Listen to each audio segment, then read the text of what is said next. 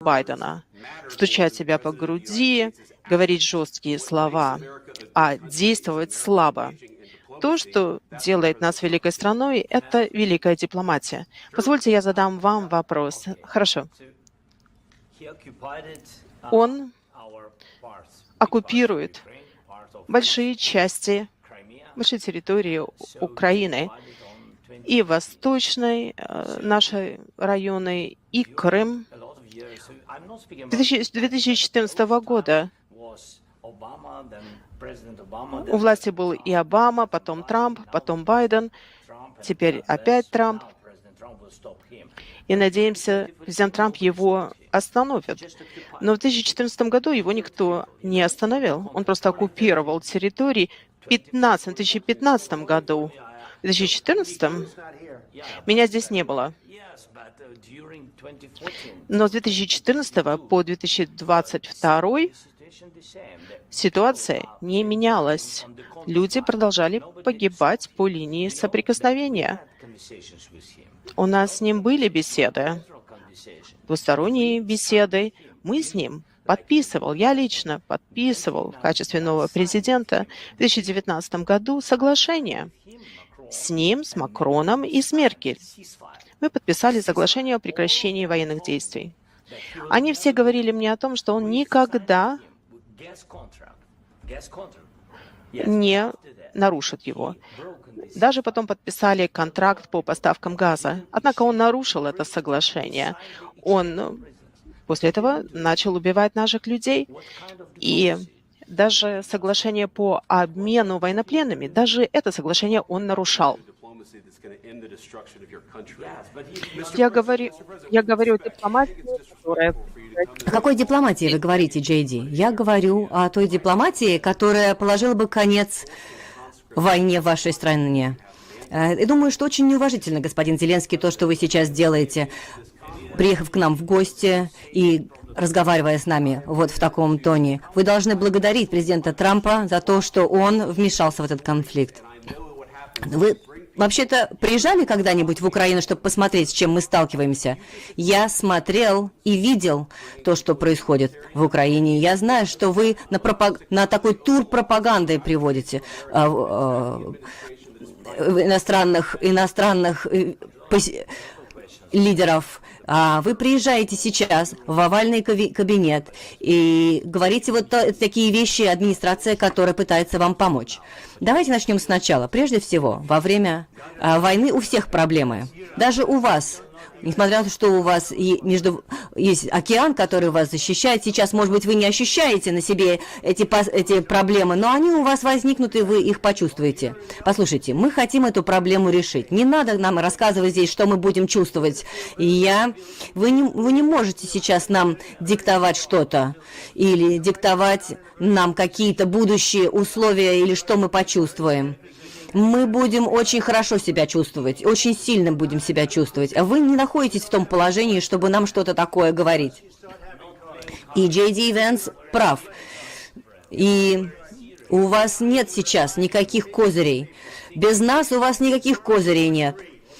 Господин президент, вы сейчас рискуете жизнями миллионов человек. Вы рискуете тем, что эта ситуация выльется в Третью мировую войну. И очень неуважительно себя сейчас ведете по отношению к нашей стране. Мы гораздо больше сделали для вас, чем, может быть, были обязаны. Послушайте, вы в Пенсильванию приехали и проводили там предвыборную кампанию для другой партии. И президент всего лишь хочет сказать, хочет спасти вашу страну. Вот все, что он хочет сделать. Послушайте, если вы будете громче говорить, это не значит, что вы будете более правым.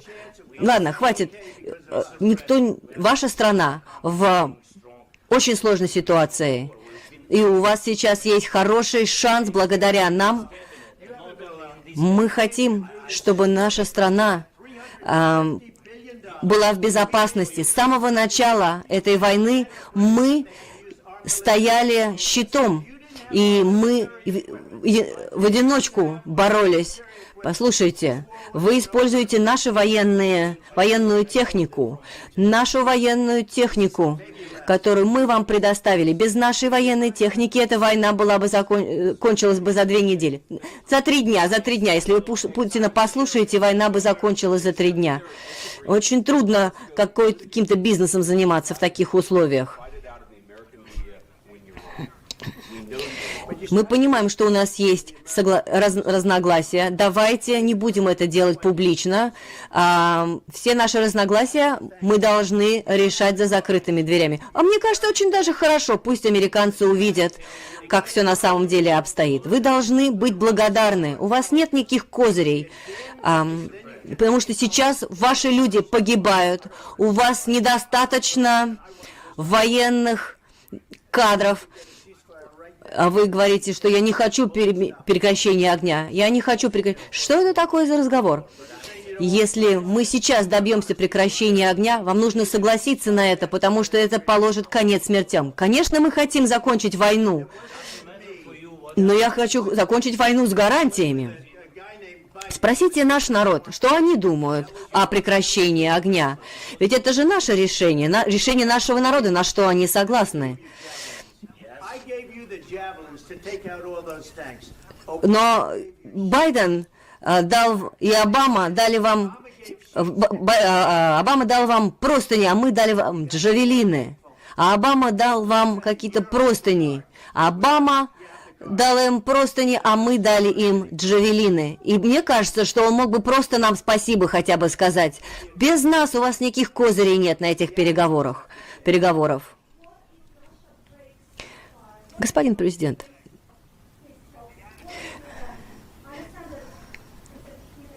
а если Россия все-таки нарушит соглашение о прекращении огня, что тогда произойдет?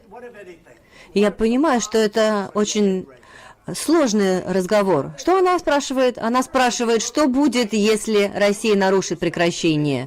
А что будет, если Обама сейчас с потолка упадет к нам? Он не хотел... Путин договариваться ни с Обамой, ни с Байденом, а со мной он договорится, потому что меня он уважает. Вы помните, да, как они использовали вот эту вот российскую утку, вот этот фейк российский, вот это вот весь этот фейк с Джо Байденом и с компьютером этого Хантера Байдена, его сына. Его обвинили во всякой ерунде. Помните вот этот компьютер Хантера Байдена и весь этот фейк, и вся эта история грязная, которая была связана с этим? Потом они говорили, ну вот этот компьютер был весь сфабрикован, Россия его подбросила. И все это ему надо было терпеть, вот это все безобразие.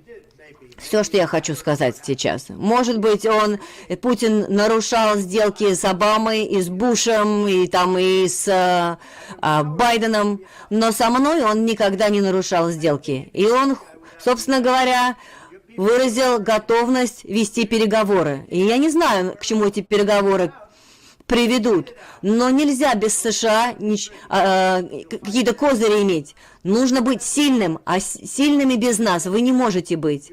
Не думаю, что будет это все очень хорошо без вас, без нас вам воевать.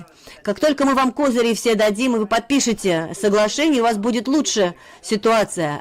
Но то, как неблагодарно вы, собственно говоря, относитесь к нам, это очень плохо. Ладно, хватит. По-моему, мы достаточно уже об этом говорим. Я думаю, всем интересно было посмотреть. Посмотрим, чем все это закончится. Мы просим прессу сейчас покинуть помещение. Пресса, пожалуйста, на выход. Эта встреча закончена.